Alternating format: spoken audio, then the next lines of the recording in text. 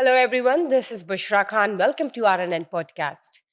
नाज़रीन, आज बात करेंगे कुछ कवानीन की। पाकिस्तान में जो कुछ कवानीन हैं, ख़वातीन के हवाले से, स्पेशली वो ख़वातीन जिनका निकाह हो चुका है, लेकिन अभी रुख़सती में टाइम है। उस टाइम पीरियड पे रुख़सती से पहले हस्बैंड पर कौन-कौन से जो हैं अ, कवानीन जो है लागू होते हैं। अपनी वाइफ़ के हवाले से जो कि निकाह में है, लेकिन अभी रुख़सती नहीं हुई। नान नुफ़्क़े की बात भी करेंगे, जिसमें एक वुमेन का जो मेंटेनेंस है, उसके हवाले से भी बात करेंगे। लेकिन हम बात करेंगे साइबर लॉज़ के हवाले से भी। अगर कोई आपका सोशल मीडिया पर फ़ेक अकाउंट बना लेता है या कोई आपका डेटा लीक कर देता है, उस पर एफआईए किस हद तक जा सकती है प्रोसीडिंग्स करने पे। और इसके साथ फ़ेसबुक और इंस्टाग्राम के साथ हमारी क्या कोई ऐसी ट्रीटी मौजूद है, जिस पे अगर हमें बरवक़्त इमरजेंसी में कोई डेटा रिकवर करना है या उन्हें एप्लीकेशन दे के कोई अकाउंट की रिकवरी करवानी है या किसी ऐसी प्रोपेगेंडा न्यूज़ को रुकवाना है, तो वो कैसे पॉसिबल है? क्या ऐसे कोई कवानीन लागू हो चुके हैं या मौजूद भी हैं या नहीं? सबसे पहले तो ये जानेंगे। इसके अलावा जानवरों की बात करते हैं। जानवरों के कौन-कौन से हकूक हैं? पाकिस्तान के कवानीन में एनिमल राइट्स कौन-कौन से हैं? क्या कोई पॉलिसीज़ हैं सर्टेन या नहीं? अभी हाल ही में पाकिस्तान पंजाब एएसपी मिस शहर बानो ने एनिमल रेस्क्यू सेंटर लॉन्च किया है, जिसके एक पहले वकील जो तैनात हुए हैं, वो हमारे साथ आज मौजूद भी हैं। उनसे जानेंगे ये तमाम बातें, ये तमाम कवानीन। मैं बात कर रही हूँ एडवोकेट मिस्टर हारिस शहजाद की, जो कि हाई कोर्ट के एडवोकेट हैं और आरएलसी फर्म के ऑनर भी हैं और वहाँ पर एज़ अ वकील लोगों को हेल्प करते हैं, एडवोकेसी करते हैं। चलिए आइए जानते हैं। अस्सलाम वालेकुम, Assalamualaikum ji. क्या हाल है आपके? I am good, thank you. Haris साहब ये बताएँ, औरतों की बात करते हैं सबसे पहले। वो औरतें स्पेशली जो कि निकाह में हैं, अपने घर पर मौजूद हैं, अपने बाप के घर पर रहती हैं, लेकिन अभी रुखसती में कुछ टाइम है।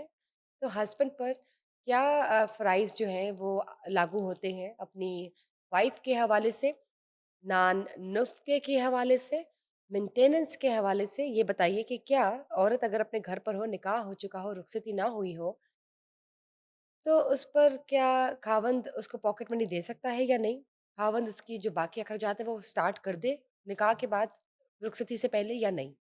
Thank you so much, Bushra, for giving me this opportunity to speak on this such a certain issue which was very curtailed due to some restrictions जो कि हमारे खुद ही सोसाइटी में लगी हुई थी, लेकिन उसका एक थोड़ा सा एक्सप्लेनेशन आ चुका हुआ है। अभी recently there is a judgment of supreme court of Pakistan please. Authored by mister justice Mansoor Ali Shah sahab, Amreen Akram versus Asadullah Khan.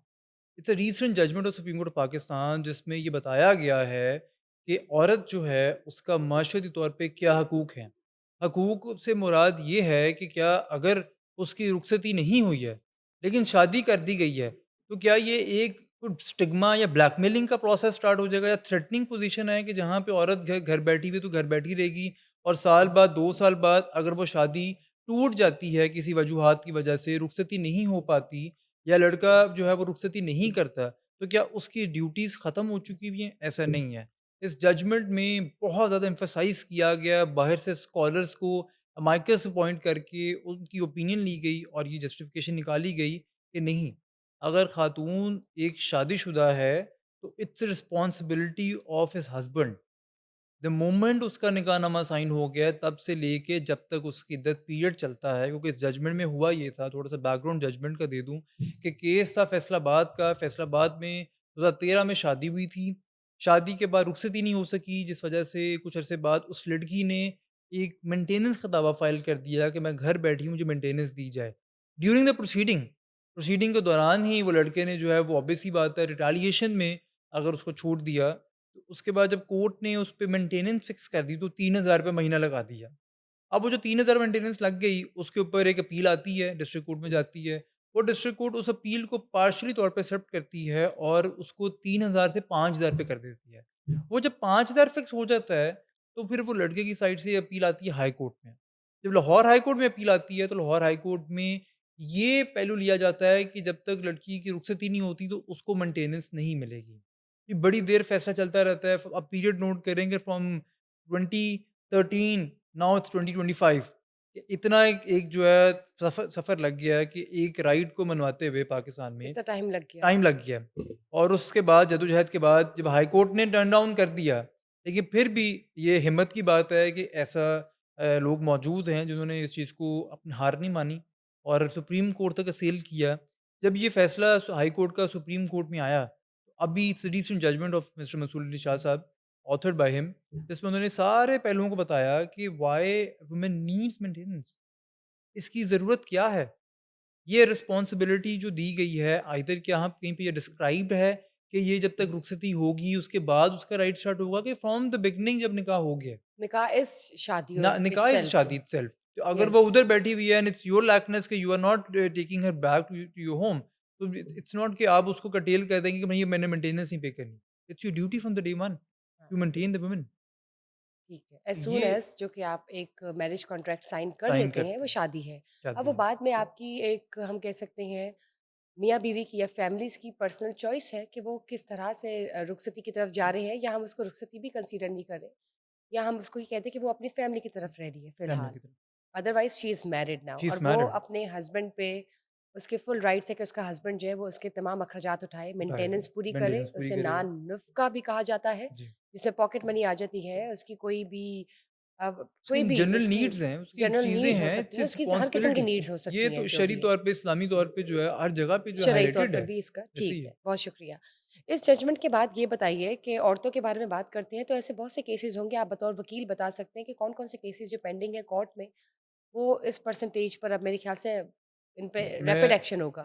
If I go back in my past, I have already gone through such cases जिसमें औरत को मेंटेनेंस नहीं मिलती है, और अगर मिलती भी है तो सिर्फ़ और सिर्फ़ इस ड्यूरेशन की मिलती है, उसके इद्दत पीरियड तक। एक चीज़ है कि अगर हमारी हिस्ट्री में देखा जाए, तो अगर एक औरत की शादी नहीं हुई, शादी हो गई है, निकाह हो गया है, लेकिन अभी तक उससे रुखसती नहीं हुई है। जब वो कोर्ट में डिमांड करती है, तो कोर्ट उसकी जस्टिफ़िकेशन सिर्फ़ और सिर्फ़ उस इद्दत पीरियड तक रख देती है कि for the period of 3 months वो मेंटेनेंस लगा देती है। हाउएवर वो 2 साल का टाइम गुज़र जाए, 3 साल गुज़र जाए, क्योंकि कोर्ट इस चीज़ को जस्टिफ़ाई नहीं कर पाती कि either it was negligence from the side of husband और वाइफ। वो नहीं आइडेंटिफ़ाई कर पाती, जबकि औरत चीख-चीख के बता देती है कि मैं 3 साल से मेरा निकाह हो चुका हुआ है, ये मुझे लेकर नहीं आ रहा, मेरी रुखसती नहीं करवा रहा, क्योंकि रुखसती तो हस्बैंड ने करवानी है। So I myself has gone through such cases जिसमें हम लोगों ने कोर्ट में मेंटेनेंस फाइल की, और फाइल करने के बाद जब हमने एट द एंड कंक्लूजन निकाला, तो जज साहब ने कहा कि भाई ठीक है, इतने पीरियड के हद तक मेंटेनेंस ले लेते हैं। इवन दो इवन दो शादी हो जाए, बच्चा हो जाए, और अगर वाइफ बच्चे की मेंटेनेंस मांगने के लिए भी आ जाए, वो तो हक है। तो कोर्ट उसमें भी ये करता है कि वाइफ को इधर पीरियड की मेंटेनेंस लगा देता है, और बच्चे को जो है वो from the institution of the case की मेंटेनेंस लगाता है। वाइफ को तब भी इंस्टीट्यूशन की रेट से जो है वो मेंटेनेंस नहीं लगाता। लेकिन अब as per now the recent recent judgment judgment of supreme court has highlighted the things would issues be के changed. Now things are changed, कि भाई अगर वो ठीक घर है। बैठी भी हुई है, it's your responsibility to maintain her from day 1 till from day day 1 end, till the end, until और unless till the divorce period of होती इद्दत है या पीरियड। नहीं। इस जजमेंट में इद्दत भी से मुराद यही है ना कि अगर आपकी मैरिज जो है वो नल एंड वॉइड हो जाती है, हुँ, खत्म हो जाती है, खत्म तो हो उसके जाती बाद है। आपका इद्दत पीरियड इद्दत स्टार्ट होता पीरियड है। होता है। उससे पहले आफ्टर पहले इद्दत पीरियड जितना आपका एक परसेंटेज आपका बनता है, बनता है एक टाइम पीरियड जिसमें आप दोनों एक-दूसरे के निकाह में हैं, निकाह में। वो एक वो आपकी मेंटेनेंस जो है वो आप रिस्पांसिबिलिटी पे है। हक है, आप पे ओके, लागू है, आप यू पे हैव टू फ़र्ज़ है। ठीक, बहुत शुक्रिया। ये बताएँ सोशल मीडिया की बात करते हैं, साइबर लॉज़ की बात करते हैं, कोई कावानीन बने भी हुए हैं या नहीं? बिकॉज़ बहुत से इन्फ्लुएंसर्स हैं जो कि डिफरेंट सोशल ऐप्स यूज़ कर रहे हैं, डेटा ब्रीच भी होता है, एक-दूसरे का कंटेंट रीशेयर, शेयर, रिपोस्ट होता है। उसकी वजह से प्रिवेसी, कॉन्फिडेंशियल इश्यूज़ को भी बोल्ड तरीके से जो हाइलाइट कर दिया जाता है, उस पर कोई ना कोई क्लेम भी करता है, फेक अकाउंट्स भी बनते हैं। एफआईए क्या कर रही है इसमें, और क्या कोई इमरजेंसी की सूरत में कोई रिमूव करना हो content which is not ethical at all, तो क्या एफआईए इफ़ेक्टिवली काम करती है, तसल्ली बख्श काम करती है कि नहीं? देखिए, from my past experiences what I have idolise is कि एफआईए एक लिम्ब है, क्योंकि काम तो कर रही है, लेकिन अनफॉर्चुनेटली हमारे पास सिस्टम मौजूद नहीं है जिस पे वो काम कर सके। जी। एक लॉ बना दिया गया, पीका का, prevention of electronic crime act 2016 का, उसमें सारे लॉस तो दे दिए गए हैं, लॉस तो बता दिए गए हैं, प्रिवेंशन भी बता दिए गए हैं, बट द प्रॉब्लम इज़ कि इन लॉस के ऊपर हमारे पास पाकिस्तान में इस टाइम क्या चीज़ मौजूद है? सबसे बड़ा जो इश्यू है वो यही है कि आप जिन सोशल एप्लीकेशंस की बात कर रहे हैं, we are running trillions of money on the applications. हम सोशल मीडिया की एप्लीकेशंस पे देखें तो उस पे गवर्नमेंट फंडिंग बहुत ज़्यादा है। जो सोशलाइज़ कर रहे हैं, एड्स लग रहे हैं, तो गवर्नमेंट स्किल पे बहुत ज़्यादा है। लेकिन प्रॉब्लम ये है कि क्या कल को ये चीज़ जो है वो इस तरह नेक्टराइज़ हो जाती है कि आपके पास उन एप्लीकेशंस का डेटा सेंटर मौजूद नहीं है। व्हिच मीन्स कि एट सर्टेन पॉइंट आप उन एप्लीकेशंस से कोई जवाब नहीं माँग सकते हैं, because you have no MLAT, mutual legal assistance treaty. तो सबसे बड़ा जो हमारे पास एक लॉ है, वो एमलेट का लॉ है, म्यूचुअल लीगल असिस्टेंस ट्रीटी। इसको थोड़ा-सा मैं इलैबोरेट कर दूँ कि जैसे फॉर एग्ज़ाम्पल हमारे कुछ ममालिक के साथ ट्रीटीज़ मौजूद हैं, जी। ठीक है? जिनमें हमने कोई बहुत ही ऐसा क्राइम जिस बंदे ने किया हो, मुल्ज़िम हो, उसको हम वापस बुला सकते हैं थ्रू इंटरपोल, ठीक है? तो we have a treaty with them. लेकिन कुछ ममालिक ऐसे हैं जिनके साथ हमारा ट्रीटी नहीं है, वो नहीं देते। इसी तरह आपने देखा कि अक्सर मुल्ज़िम जो हैं, जैसे जो माल्टा के साथ हमारी इंटरपोल ट्रीटी नहीं है। नहीं है। इस तरह और भी ऐसी कंट्रीज़ हैं जिनके साथ हमारी ट्रीटी नहीं है। कुछ साल पहले, कुछ महीने पहले दुबई ने इस ट्रीटी की कोई जो है वो प्रॉपर एक मतलब कह लें कि फुटिंग की है और काफ़ी ज़्यादा मुल्ज़िम वापस भेजे हैं पाकिस्तान थ्रू में, इंटरपोल थ्रू इंटरपोल। इस हमारी तरह ट्रीटी और है भी उनके ऐसी साथ। कंट्रीज़ हैं, गल्फ़ कंट्रीज़ हैं जो कि हमारे से इस इन कॉन्टैक्ट में है, इस ट्रीटी की जो है वो बाइंडिंग करती हैं। तो ठीक। व्हिच मीन्स कि we have a treaty, yes, international law. So we are running the international applications. So how is it that's great. possible कि we have no treaties with them and we are running the applications? That's amazing. So यहाँ पे एक बहुत अच्छा point आपने भी rays किया है और आप हाइलाइट कर रहे हैं कि फ़ेसबुक, इंस्टाग्राम ये चले बहुत सी सोशल ऐप्स हैं। क्या उन सर्टेन कंट्रीज़ जो ऑन करते हैं इन ऐप्स को या इन ऐप सेंटर को, हमारी ट्रीटीज़ उनके साथ क्यों नहीं है? अगर ट्रीटीज़ ही नहीं है तो हम लोग केसेज़ को कैसे टेक अप कर सकते हैं? और अगर ऐसा नहीं है तो फिर ऐसी ऐप्स हमारे मुल्क में चलनी ही नहीं चाहिए? मसला ये है कि वो ट्रीटीज़ करने के लिए तो तैयार हैं, लेकिन इसके पीछे कुछ सोशल इश्यूज़ हैं, कुछ हमारे कंट्रीज़ के अपने प्राइवेसी इश्यूज़ हैं। जिस तरह सबसे बड़ा इश्यू जो है वो हमारा नादरा डेटाबेस का है कि we can not share that, which I have I have gone through the things where I found out, where I had the discussion with the DGs and everyone. They told me कि we are being obliged with this thing, we cannot do this, we are obliged, but we cannot do this because we cannot share our data centers with them. So I think it's like tit for tat. If you want something in return, you have to give something in return. But I don't know why India has every data center in the country. Google has its own office in India. Uh, Facebook has its own office that's in amazing, that's India. Great. But Pakistan is lacking of that So I thing. think Pakistan should take a It step and should move they forward should be to have stepping such behind data that. centers in Pakistan अब as well. इसकी reason problem क्या है? For example कल को आपका कोई fake account बन जाए, someone uses any AI generated picture of you and post that on the profile, आप उस बंदे को ट्रेस ही नहीं कर पाएँगे। आप एफआईए And वालों के if I पास can जाएँगे, do nothing they can do nothing, in this regard. Not at all. आप उनके पास जाएँगे, आप उनकी कंप्लेंट फाइल करेंगे। आप जब कंप्लेंट फाइल करेंगे तो वो इंस्टाग्राम को एक लेटर लिख देंगे। एक उनके पोर्टल पे एक वो डाल देंगे, जी हमें आईपीज़ प्रोवाइड करें। आगे से इंस्टाग्राम रिप्लाई करता है, जी हमारी तो म्यूचुअल लीगल असिस्टेंट ट्रीटी आपसे है ही नहीं, तो मैं कैसे प्रोवाइड तो करूँ? कैसे एट पॉसिबल द है फिर? एंड आके आपको एफआईए कहता है कि जी आप इस तरह लिंक पे जाएँ, आप ब्लॉक करें। आप सबसे कहें जी वो ब्लॉक करे, रिपोर्ट करे, रिपोर्ट करे। अब मतलब एट द एंड आके सॉल्यूशन यही बचा हुआ है कि आप रिपोर्ट करेंगे। अननेसेसरी जो है वो आपको एफर्ट करनी पड़ रही है और जो उसकी वजह से आप या विक्टिम जिस ट्रॉमाटाइज़ से गुज़र रहा है, सबसे बड़ी प्रॉब्लम वो है। साइकोलॉजिकल प्रॉब्लम है।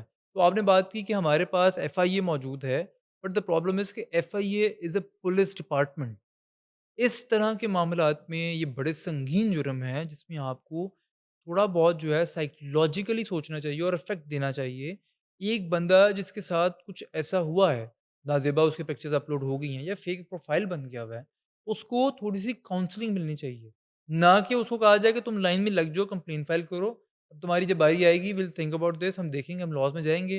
तब तक वो बंदा कितने ट्रॉमा से गुज़र चुका हुआ है, आप नहीं आइडेंटिफ़ाई कर सकते। आप बिल्कुल ठीक कह रहे हैं। ऐसे में हम गवर्नमेंट से मौजूदा हुकूमत और उनमें जो डेज़िग्नेटेड पोज़ीशंस पे तैनात हैं, उनसे हम अपील कर सकते हैं कि वो इस तरह के डेटा सेंटर्स पाकिस्तान में भी लॉन्च करें, इंट्रोड्यूस करवाएँ और ऐसी कुछ सच ट्रीटीज़ सर्टेन कंट्रीज़ के साथ हमारा होना बहुत ज़रूरी है, उनको ज़रूर टेक अप करें ताकि वो पाकिस्तान के जो सोशल मीडिया यूज़र्स हैं, उनको एक तहफ़्फ़ुज़ दे सकें, तहफ़्फ़ुज़। उनके लिए एक सुकून की जो हम कह सकते हैं, वो सुकून का साँस ले सकें और इससे क्राइम रेट जो है, साइबर क्राइम रेट जो है, वो कम से कम कम हो हो जाए। सके। We are in that state where we are growing right now right, और हमारा जो सबसे बड़ी ग्रोथ है वो इस टाइम साइबर डाटा जो ग्रोथ है उसमें डिजिटलाइज हो चुकी हुई है। Everything is being digitalise, monetise, ठीक है। आप हर चीज़ सोशल मीडिया पे देखते हैं, बच्चा जो है वो हर चीज़ सोशल मीडिया से लर्न कर रहा है। तो social media is playing a very vital role in our society right now. इसको अगर थोड़ा सा ब्रीफली और जाके देखें तो प्लीज़। सोशल मीडिया एक ऐसा टूल बन चुका हुआ है which is link to our need. Everything is needed with your daily basis routine का आपको जो चीज़ें चाहिए वो लिंक्ड हो चुकी हुई हैं। इट्स वेरी इंपॉर्टेंट कि सोशल मीडिया को कंट्रोल किया जाए। हमारे पास सोशल मीडिया कंट्रोल नहीं है।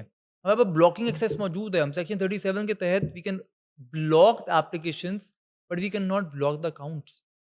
हम वो अकाउंट्स ब्लॉक नहीं कर सकते। हम सिर्फ एप्लीकेशंस ब्लॉक कर सकते हैं, जिस तरह अभी रिसेंटली 46 गेमिंग एप्लीकेशंस जो है ब्लॉक की गई।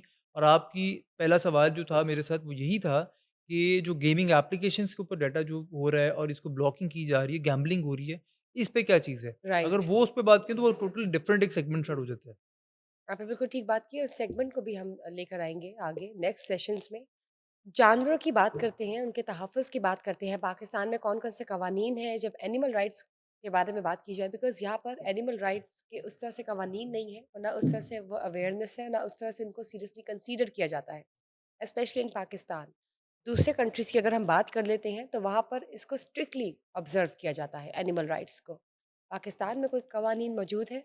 पाकिस्तान में वही बात है कि कानून तो 1860 से मौजूद है, animal cruelty act amazing, 1860।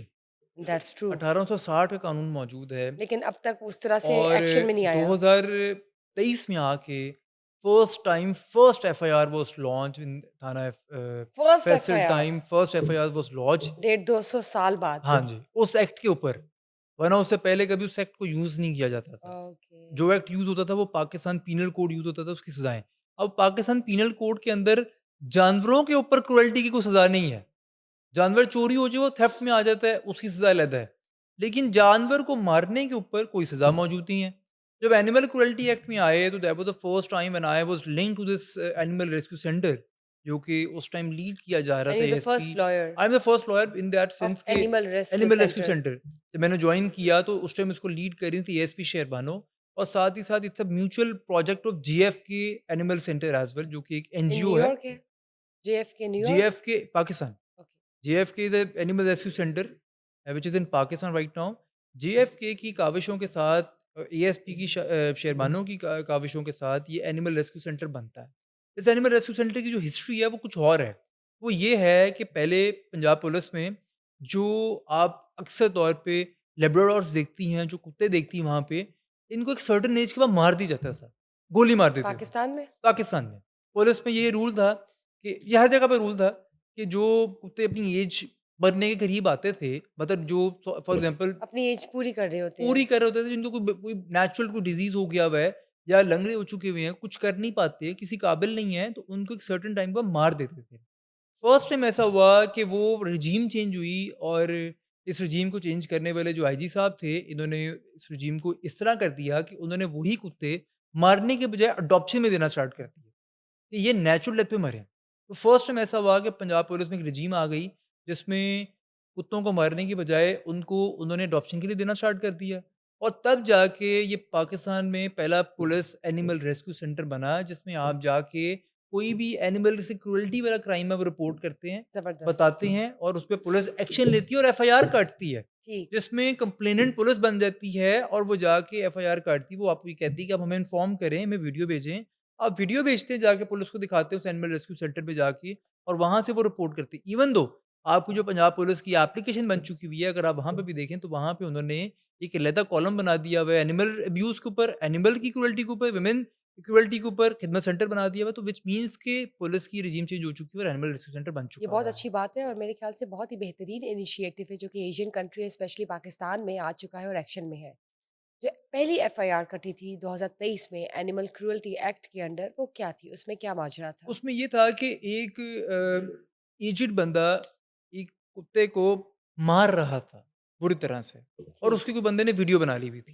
When we got the video तो ऑब्वियस सी बात है, जब चला पता तो उस पे एक्शन लिया। तो फर्स्ट टाइम ये सारा एक सज़ाएँ भी होती हैं या नहीं? सज़ाएँ होती हैं। क्या जब किस किस्म एफआईआर की हो हैं? जाती देखें, अब एनिमल क्रुएल्टी एक्ट की बात करें तो सेक्शन 5 एलिमेंट 4-5 है, जो उसकी एनिमल क्रुएल्टी की बात करते हैं, तो उसमें सज़ा दी जाती है, इट्स अ कॉग्निजेबल ऑफेंस।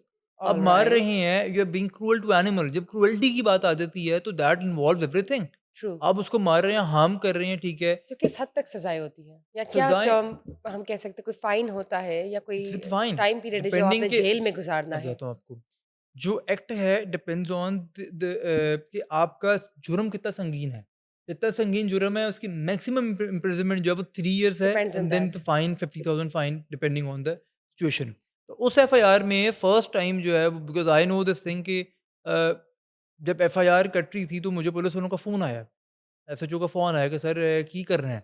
मैं कहा यार ये फलाँ-फलाँ एक्ट है। तो उन्होंने कहा इसमें कैसे करना है? तो आई टोल्ड देम कि section 5 of the animal cruelty act के तहत आपने एफआईआर देनी है। That was the first time वो उस एक्ट पे एफआईआर कटी थी और उसके बाद फिर पुलिस के अंदर ये एसएचओज़ लेवल पे अवेयरनेस आना स्टार्ट हो गई कि yes there is an act मौजूद है। एंड देयर इज़ इसके something which is in action yes at its any an time. Actionable offence. Yes. That's amazing, that's great. बहुत अच्छा लगा ये जानकर, और नाज़रीन ने भी यकीनन इन्फॉर्मेशन ली होगी कि जानवरों के भी हकूक़ हैं, जानवरों के भी कवानीन पाकिस्तान में मौजूद हैं जो कि अब एक्शन में आ चुके हैं। एएसपी शहरबानो जो पंजाब में तैनात हैं, उन्होंने एनिमल रेस्क्यू सेंटर भी बनाया है जिसमें आप बतौर वकील काम करते हैं, एडवोकेसी करते हैं, और ऐसे और भी बहुत से लोग हैं जो कि एडवोकेसी कर रहे हैं, वॉलंटियर एफर्ट्स जो है वो अपनी लगा रहे हैं। और एनिमल क्रूअल्टी एक्ट के मुताबिक कोई भी अगर आप ऐसा जुल्म ढाते हैं बेज़ुबान जानवर पर, तो obviously you would be held accountable. So please make sure कि आप ऐसा कुछ नहीं कर रहे और एक अच्छे पाकिस्तानी सिटीज़न की होने का हक निभा रहे हैं। Thank you for being a part of today's my podcast. Pleasure. Thank you guys for watching us today. और भी बहुत से कवानीन हैं जिन पर अभी बात नहीं हुई और वो होगी, लेकिन for that just stay tuned till next. See you. Bye bye.